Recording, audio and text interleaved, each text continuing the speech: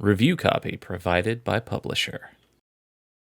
Hello, my name is William Schultz, and I would like to share with you a most amazing game. This game. It's called Cult of the Lamb, and in it you will find the story of a noble sheep.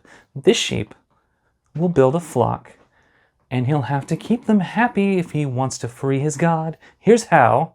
First you convert... Oh. I see. I've been informed that I have to stop singing effective immediately, so we'll do the rest of this review amelodically.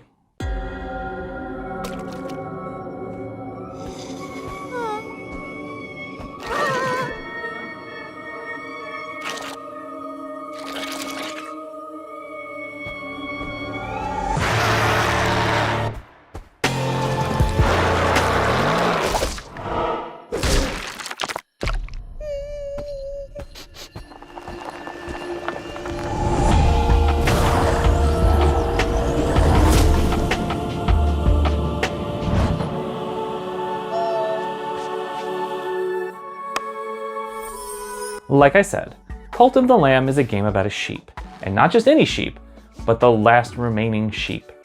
And he's been brought forth to be sacrificed to prevent the resurrection of the one who waits, a dark, eldritch, godlike being who's been tethered and locked away by 4 other sinister, eldritch, godlike beings who call themselves the bishops.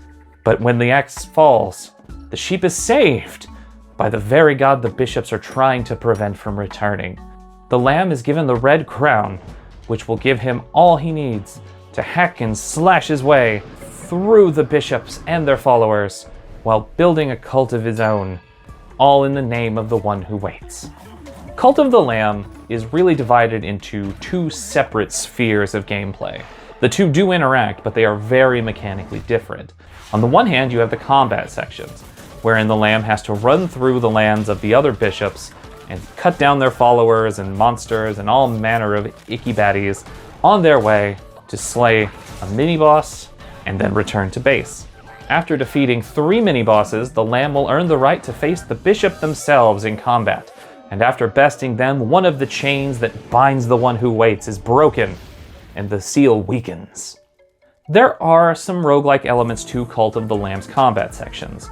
The weapons are random. Your curses, which act as kind of a magical sub-weapon, they're also randomized. And you can pick up other randomized improvements or variations depending on if you find those rooms throughout. The areas themselves are also fairly randomized. But if I said the word roguelike, and you cringed and you winced because you associate that with difficulty, which I can understand why you would, fear not. The Cult of the Lamb is not a terribly difficult experience. I mean, it could be, if you wanted it to be. It does feature 4 difficulty settings. I played on normal, and while I did die a couple of times in later sections of the game, I never really found it all that difficult, and once I kind of learned monster patterns and boss patterns, I finished the game in about 17 hours. The other aspect of Cult of the Lamb, and in my opinion the meatier aspect of Cult of the Lamb, is cult management. On your trips through the combat zones, you will find other animals who are either the remaining survivor of their village, or even animals that are being sacrificed themselves. You can save them, bring them back to your base, and convert them into your cult. Once you do, you can give them a job. Some cultists will farm for you, and others you can have collect resources. Still others, you can just have worship at a shrine in the center of your camp. And all of these pieces are essential if you're going to get stronger. After you collect enough devotion from your followers, you can unlock new building options for around your cult's camp. Some of them are just upgrades, like an improved outhouse that holds more shit. Some of them are special totems that make your crops grow faster, or trap crows and you can harvest their meat. There's a lot of options here, and none of them really feel superfluous. Perhaps the most important building at your cult's camp is your church, wherein once a day you can deliver a sermon to get more devotion from your followers, which you can use to unlock higher level weapons at the beginning of combat, different kinds of weapons that do different status effects, or higher critical rates. New curses that have different effects or different attack patterns. There's a lot to unlock here, and it's not terribly difficult to do so. If you find yourself struggling too much in any given section, if you spend a few days back at your camp and give enough sermons, you can get enough devotion to unlock higher tiers of items, and they really do make a difference.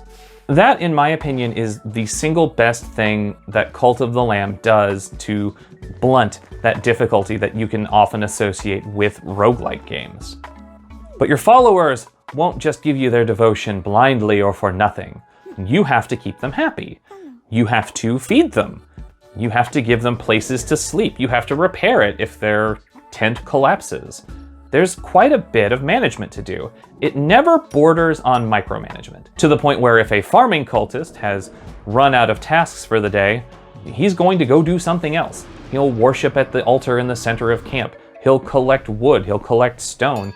They will find something else to do.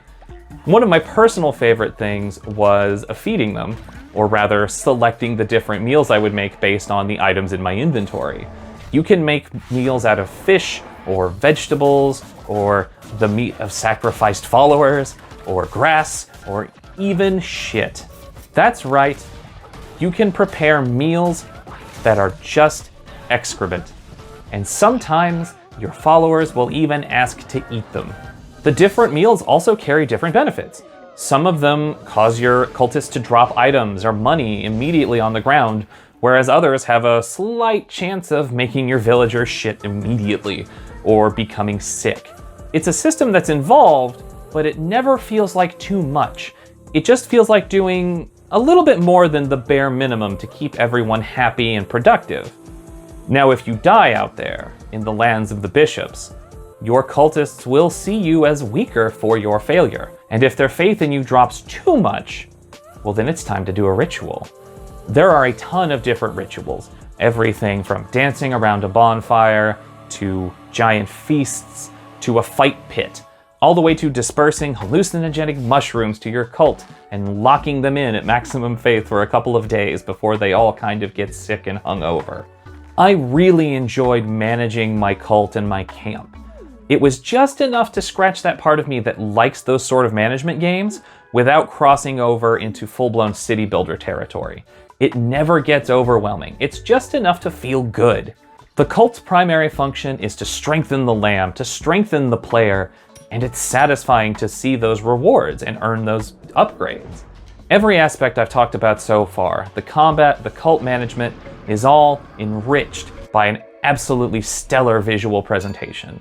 Cult of the Lamb looks like the most sinister pop-up book, where cute cuddly animals perform ritual sacrifice or bash corpses open to harvest the bones inside.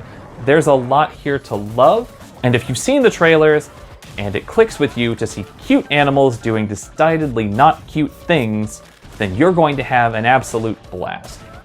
Now, every good cult just feels like one big happy family, but when it comes to the Cult of the Lamb in your family, I would keep this one for the teenagers and above.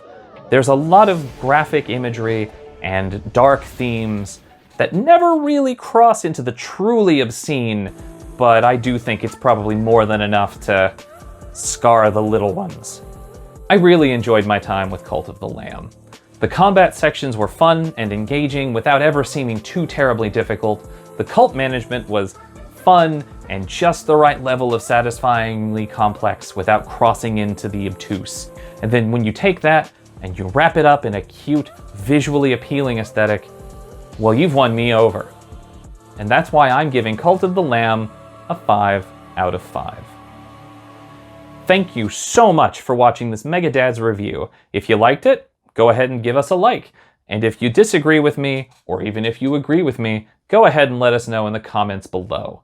I hope you'll stick around, and we'll see you next time here at Mega Dad's, where gamer life meets real life.